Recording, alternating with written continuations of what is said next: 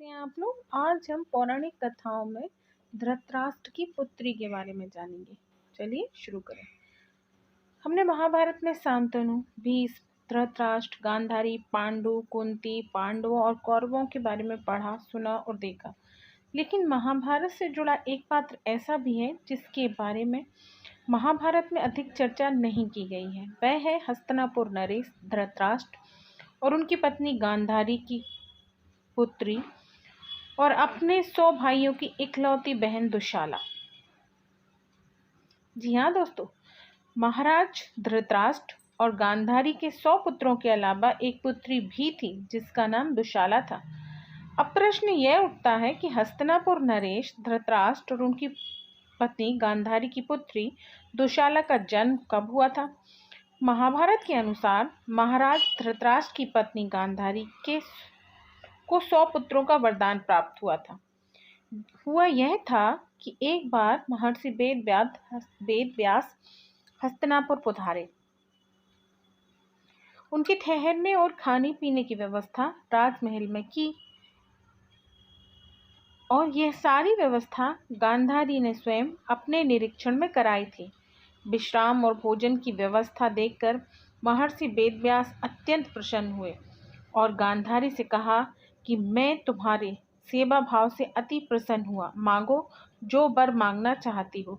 गांधारी ने 100 पुत्र होने की इच्छा महर्षि वेदव्यास को बतलाई। महर्षि वेदव्यास ने उन्हें 100 पुत्रों का वरदान दे दिया।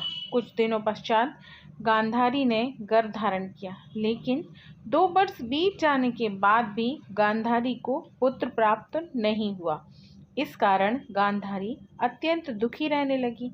इसी दौरान गांधारी ने सुना कि वन में कुंती ने एक बालक को जन्म दिया है। गांधारी दुखी हुई और गुस्से में आकर उसने अपने पेट पर अपने हाथों से जोर जोर से मारना शुरू कर दिया। गांधारी के गर्भ से मांस का एक गोला नीचे आ गिरा जो लोहे के गोले के जैसा दिख रहा था।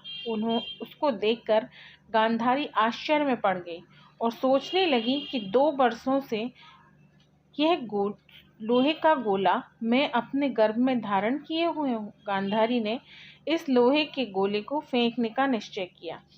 जब वह इसे फेंकने जा रही थी तभी महर्षि वेदव्यास जी वहां आ गए। उन्होंने गांधारी को डांटते हुए कहा कि क्या तुम्हें मेरे वरदान पर विश्वास नहीं था जो तुम इस गोले को फेंकने जा रही थी। गांधारी ने महर्षि वेदव्यास जी से क्षमा मांगी और कहा कि इस गोले का क्या करना है। महर्षि वेदव्यास जी ने उन्हें 100 मटके लाने को कहा और स्वयं उस लोहे के 100 टुकड़े करने लगे और उसे मटके में रखने लगे।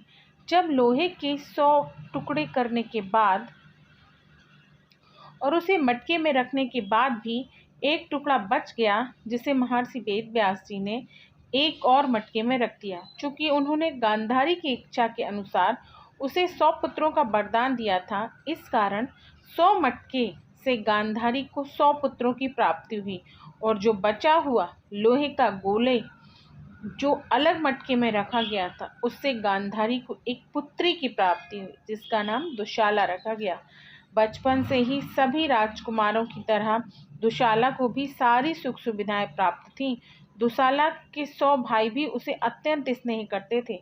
5 पांडव भी दुशाला को अपनी सगी बहन की तरह लाड़, प्यार और सम्मान देते थे। कुल मिलाकर कहा जा सकता है कि वह अपने मायके में बहुत सुख और संतुष्ट थी।